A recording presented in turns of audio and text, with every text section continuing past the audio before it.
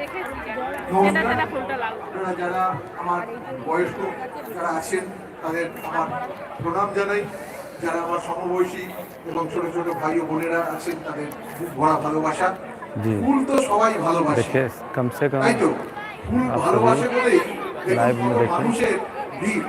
আমার তো এই মঞ্চে থাকতেই অতটা ইচ্ছা করছে না, আমার যেতেও ইচ্ছা করছে ওই ফুলগুলোর কাছে, কিন্তু দেখুন ফুলের মধ্যেও কিন্তু কাঁটা থাকে, তাই তো? আমাকে একটু কাঁটা বিধিয়ে দিলেন যে আমাকে নিয়ে বক্তব্য রাখতে বললেন। আমি তো এই বিচার ব্যবস্থা করেই এলাম, আমি ভাবছিলাম যে একটু ফুল মেলা ঘুরে আসি, আমার খুব ভালো লাগছে, আমি এর আগে আসিনি।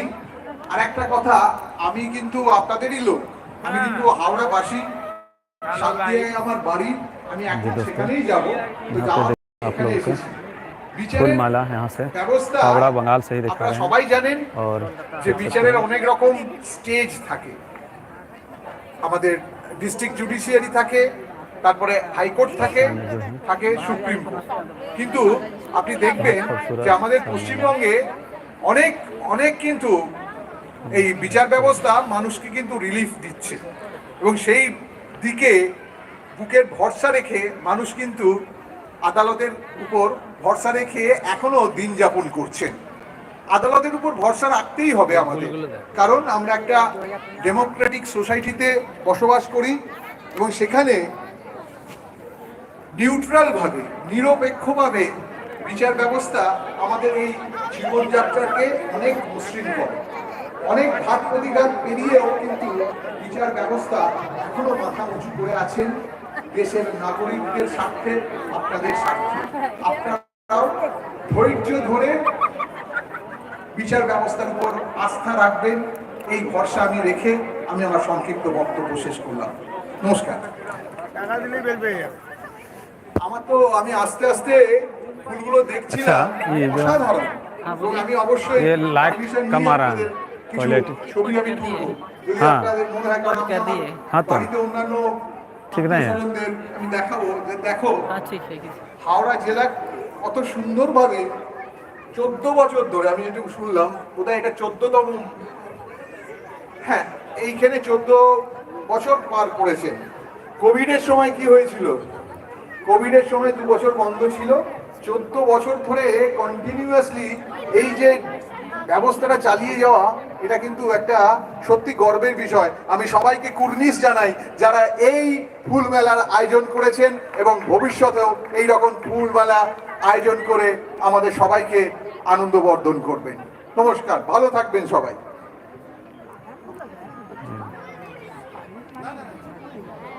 আমরা এই মুহূর্তে সম্মানীয় মানুষকে, আমাদের অনারেবল জাস্টিসকে আমাদের পক্ষ থেকে কৃতজ্ঞতা, অভিনন্দন। আমরা ফিরে আসছি আবার গানের অনুষ্ঠানে। আমরা আমাদের মধ্যে পেয়েছি সৃষ্টিধর ঘোষ এবং প্রবীর রায়চৌধুরী। আমরা একটু সৃষ্টিধর ঘোষ মহাশয়কে মঞ্চে আসতে বলবো, এবং সেই সাথে সাথে প্রবীর একটু স্টেজে আসতে হবে, এবং নিলয়দাকে করে। আমি একটুখানি অনুরোধ করব, যারা আমাদের ফুলমেলার গার্ডেনে ফুল দেখছেন, অনারেবল জাস্টিস সম্মানীয় অপূর্ব সিনহা রায় উনি যাচ্ছেন, তা একটুখানি বলবো আমাদের সবাইকে যেতে, যেন খুব উনি এসছেন যেন এই ফুলের গার্ডেনটা খুব সুন্দরভাবে উপভোগ করতে পারেন, এবং উনি ফুল ভালোবাসেন বলেই আজকে উনি এখানে এসছেন। আমি বলবো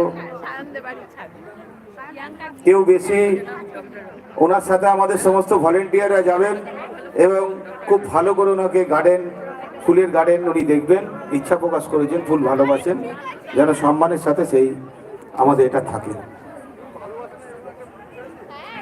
আমাদের সৃষ্টিধর ঘোষ জেলা পরিষদের প্রাক্তন কর্মাধ্যক্ষ, বিশিষ্ট সমাজসেবী সৃষ্টিধর ঘোষকে আমি বলবো দিব্যেন্দু ব্যানার্জিকে ফুলমেলা কমিটির পক্ষ থেকে বরণ করেন, এবং প্রবীর রায়চৌধুরীকে বলবো দিব্যেন্দুকে বলবো ফুলমেলা কমিটির পক্ষ থেকে, এবং প্রবীর রায়চৌধুরী আমাদের বলবো দিব্যেন্দু ব্যানার্জিকে বলবো। ঠিক दोस्तों, आप लोग देखे এর আগে স্যার যিনি এসেছিলেন চিফ জাস্টিস, উনি বললেন যে কথা, কবিগুরু